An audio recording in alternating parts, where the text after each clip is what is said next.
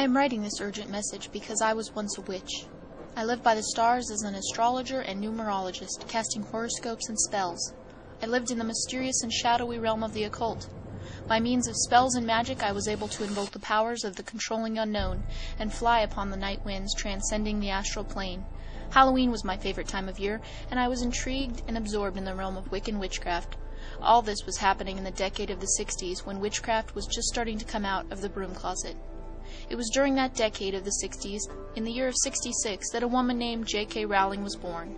This is the woman who has captivated the world in the year of 2000 with 4 books known as the Harry Potter series. These books are orientational and instructional manuals of witchcraft woven into the format of entertainment. These 4 books by J.K. Rowling teach witchcraft. I know this because I was once very much a part of that world. Witchcraft was very different in the 60s. There were a lot fewer witches, and the craft was far more secretive. At the end of that spiritually troubled decade, I was miraculously saved by the power of Jesus Christ and His saving blood. I was also delivered from every evil spirit that lived in me, and I was set free. However, as I began to attend fundamental Christian churches, I realized that even there witchcraft had left its mark. Pagan holidays and Sabbaths were celebrated as Christian holidays. As time went on, I watched the so-called Christian churches compromising and unifying. I also watched with amazement as teachings from Eastern religions and New Age doctrine began to captivate congregations. It was a satanic setup, and I saw it coming.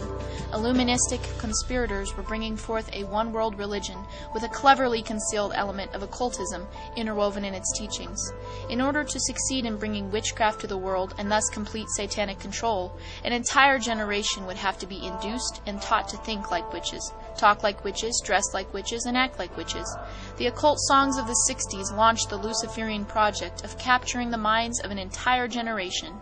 In the song Sound of Silence by Paul Simon and Garfunkel, we were told of seeds that were left while an entire generation was sleeping, and that the vision that was planted in my brain still remains. Now it is the year 2000. All of the foundations for occultism and witchcraft are in place. The Illuminists have to move quickly because time is running out. It was the communist revolutionary Lenin who said, "Give me one generation of youth and I will transform the entire world." Now, an entire generation of youth has been given to a woman named J.K. Rowling and her 4 books on witchcraft, known as the Harry Potter series. As a former witch, I can speak with authority when I say I have examined the works of Rowling and that the Harry Potter books are training manuals for the occult. Untold millions of young people are being taught to think, dress, speak, and act like witches by filling their heads with the contents of these books. Children are so obsessed with these Harry Potter books they have left television and video games to read these witchcraft manuals. The first book of the series, entitled Harry Potter and the Sorcerer's Stone, finds the orphan Harry Potter embarking into a new realm when he is taken to Hogwarts, School of Witchcraft and Wizardry. At this occult school, Harry Potter learns to obtain and use witchcraft equipment. He also learns a new vocabulary, including words such as Azkaban, Cirque, Draco, Hermes, and several others. These are real names of devils and demons. These are not characters of fiction. How serious is this? By reading these materials, many millions of young people are learning how to work with demon spirits. They are getting to know them by name. Vast numbers of children professing to be Christians are also filling their hearts and minds, while willingly ignorant parents look the other way. The titles of these books should be warning enough to make us realize how satanic and antichrist these books are. The aforementioned title of the first book, Harry Potter and the Sorcerer's Stone, was a real giveaway. The second book was called Harry Potter and the Chamber of Secrets, while the third was entitled Harry Potter and the Prisoner of Azkaban. Nothing could be more obvious than the Harry Potter books being pure witchcraft and of the devil. This is the oldest con game ever hatched out of hell. As a real witch, I learned about the 2 sides of the Force. When real witches have Sabbaths and meet in a coven, they greet each other by saying, "Blessed be," and when they part, they say, "The Force be with you." Both sides of this Force are Satan. It is not a good side of the Force that overcomes the bad side, but rather it's the blood of Jesus Christ that destroys both sides. High-level witches believe there are 7 satanic princes, and that the 7th, which is assigned to Christians, has no name. In coven meetings, he's called the Nameless One. In the Harry Potter books, there is a character called Voldemort. The pronunciation guide says of this being he who must not be named. On July 8th at midnight, bookstores everywhere were stormed by millions of children to obtain the latest and 4th book of the series, known as Harry Potter and the Goblet of Fire. These books were taken into homes everywhere with a real evil spirit following each copy to curse those homes. July 8th was also the 18th day, 3 6s in numerology 666, from the witches' Sabbath of Midsummer. July 8th was also the 13th day from the signing of the United Religions Charter in San Francisco. Now we have learned that the public school system is planning to use the magic of Harry Potter in the classrooms, making the public schools centers of witchcraft training. What does God have to say about such books as the Harry Potter series? In the Bible, in the book of Acts, we read the following in the 19th chapter, verses 18 through 20. And many that believed came and confessed and showed their deeds. Many of them also, which used curious arts, brought their books together and burned them before all men. And they counted the price of them and found it 50,000 pieces of silver. So mightily grew the word of God and prevailed. Now let's find out what some children have to say about the Harry Potter series.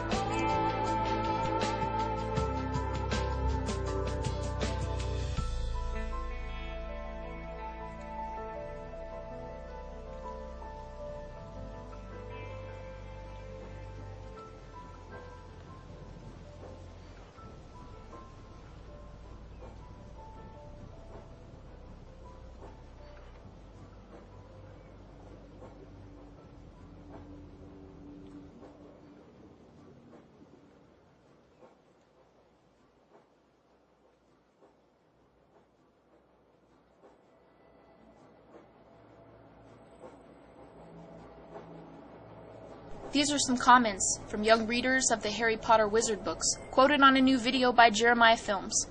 On the video called Harry Potter, Witchcraft Repackaged, Making Evil Look Innocent, author Robert McGee explains, children as young as kindergartners are being introduced to human sacrifice, the sucking of blood from dead animals, and possession by spirit beings.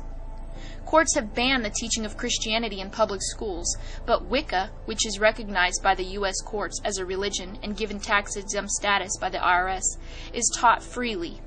Harry Potter has become the method of introduction of Wicca to the very young. Harry Potter materials have become much more than a handful of children's fantasy books. Warner Brothers, Coca-Cola, Minute Maid, and Mattel have used the Potter materials to launch games, puzzles, toys, backpacks, and every possible merchandising product. Scholastic, a major supplier of public school teaching aids, has added the Potter literature to its line of curriculum materials. When the name Harry Potter is keyed into the Scholastic website, it returns 268 matches. Jesus returned only 23.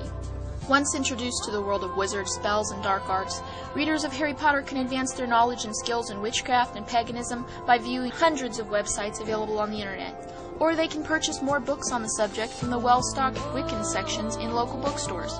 Or they can find over 1,000 volumes on witchcraft available at Amazon. Harry Potter books have taken the world of children's fantasy literature by storm. Over 200 million have been sold in 40 languages. One study shows over half of the children in the Western world have read at least one of the Potter books. Many reported rereading each book several times. But is it just fantasy literature like Snow White and Cinderella?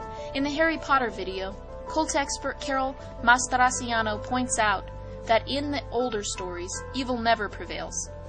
There are no absolutes in his world. What is right depends on the situation. Witchcraft now has a complete packaging. Starting in kindergarten with Harry Potter and TV witch shows, children are led on to the horror movies and hundreds of Wicca and pagan websites. When they thirst for more power, high school and college Wicca covens are available.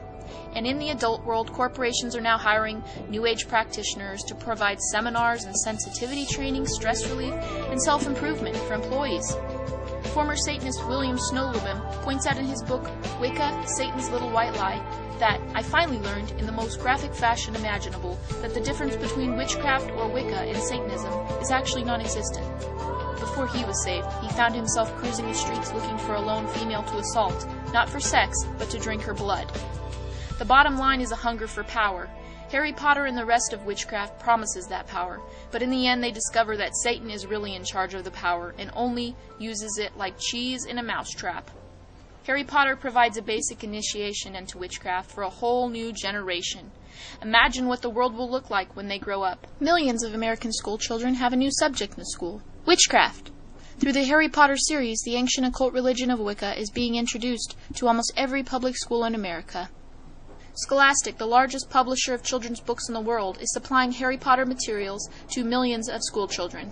Scholastic is also using its unrivaled position in the educational system to flood classrooms and libraries with witchcraft, repackaged as children's fantasy literature. Teachers are encouraged to read the Harry Potter books aloud in class, and millions of kids are being desensitized to the dangers of the occult spirit world.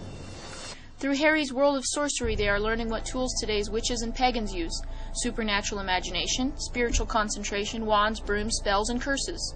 Warner Brothers' new film based on Harry Potter has been called an accurate portrayal of witchcraft, and indeed it is. Christian parents have faced a similar problem for years with the teaching of evolution in schools. They have responded by teaching their kids they cannot believe everything they are taught in school. Now, with the Harry Potter books on witchcraft becoming part of public school curriculum, parents need to know enough about it to teach their kids that the spell casting and other activities of Harry Potter are forbidden territory. Harry Potter's books are about a young 11-year-old generational wizard who attends the prestigious 1,000-year-old occult boarding school, Hogwarts. All his teachers are practicing occultists and tutor their students in the dark arts of sorcery and divination, fortune-telling, astrology, potion-mixing, spell-weaving, and curse-casting. Harry's World says that drinking dead animal blood gives power, a satanic human sacrifice, and Harry's powerful blood brings new life. Demon possession is not spiritually dangerous, and that passing through fire, contacting the dead, and conversing with ghosts, others in the spirit world, and more, is normal and acceptable.